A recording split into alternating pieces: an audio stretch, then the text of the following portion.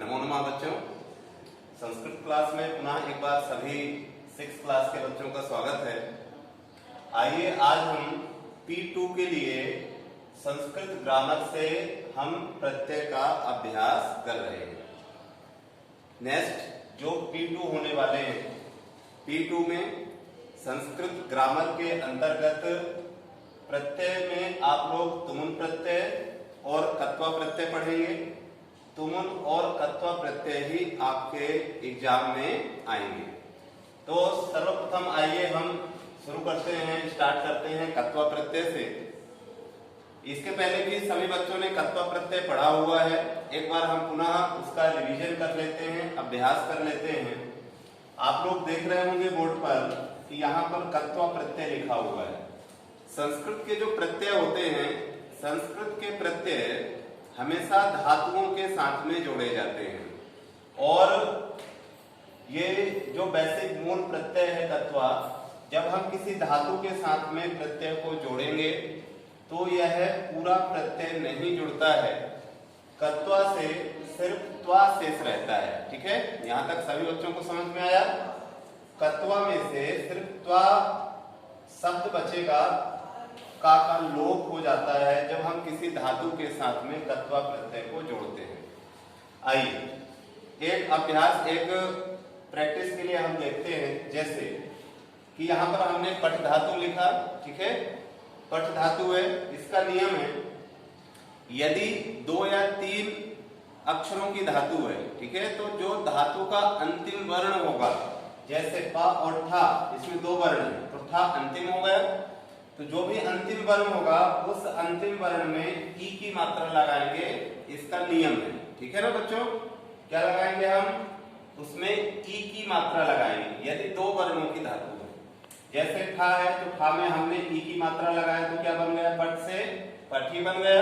ठीक है, इसके बाद कत्वा प्रत्यय में से क्या शेष बचा हुआ है? त्वा, तो प्लस करके आपने त्वा यहाँ लिख दिया, पठी प्लस त्वा हुआ। अब इनको दोनों को आप जोड़ दीजिए तो क्या बन जाएगा? पठित्वा। ठीक है, क्या बन जाएगा बच्चों? पठित्वा। इसी तरीके से जैसे कि मान लीजिए कि चल धातु है, तो चल में यदि हम कत्वा प्रत्यय जोड़ेंगे तो नियम क्या है? यदि 2 वर्ण की धातु है तो लास्ट में ई की मात्रा लगाएंगे। जैसे कि यहाँ पर चल लिखा हुआ है, नियम क्या है? अंतिम वर्ण में हम ई की मात्रा, तो चली बन गया। ठीक है, और फिर त्वा जुड़ा यहाँ पर बचा हुआ है, जोड़ देंगे तो क्या बन जाएगा? चलित्वा। इस तरह से आप लोगों को देख करके प्रैक्टिस करना है। यहाँ पर हमने सिर्फ एक धातु ली है, एक धातु के माध्यम से आपको समझाया है।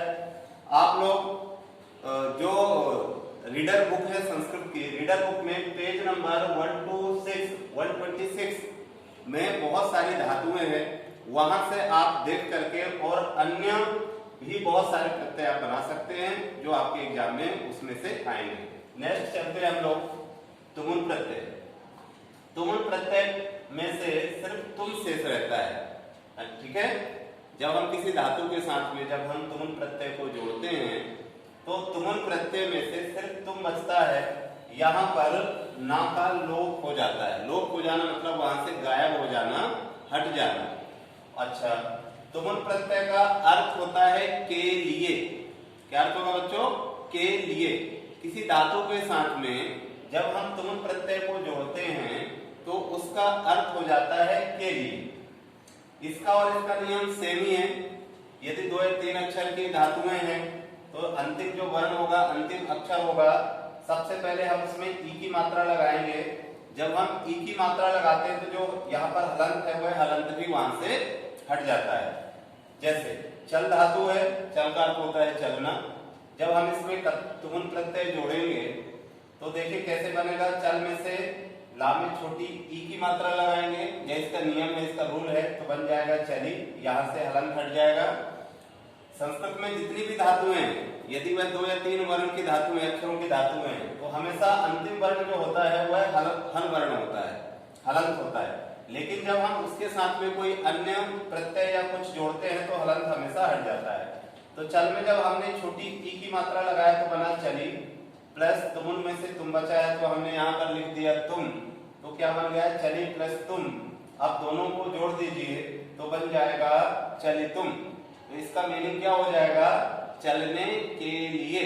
ठीक है, यदि यहाँ पर पट होता, मान लीजिए, ठीक है, यहाँ पर यदि पट होता तो हम क्या करते हैं, नियम के अनुसार पहले इसमें छोटी ई की मात्रा लगाते तो बनता पटी, और तुमुन प्रत्यय में से तुम बचा हुआ है तो तुम यहाँ जोड़ दीजिए तो ये बन जाएगा पट तुम। ठीक है, इस तरीके से ये तत्व प्रत्यय और तुमुन प्रत्यय आपके एग्जाम में आएंगे। पेज नंबर 126 से आप धातुओं को देख करके और उनमें तत्व और तुमुन प्रत्यय जोड़ करके आप प्रैक्टिस करें। और इसके बाद यदि आपको कहीं कोई प्रॉब्लम आ रही है तो आप जो है, जब आपकी क्लासेस होती हैं जूम माध्यम से, जूम मीटिंग के माध्यम से, उसमें अपने आप सभी बच्चे डाउट क्लियर कर सकते हैं। तब तक के लिए सभी बच्चों को नमस्कार।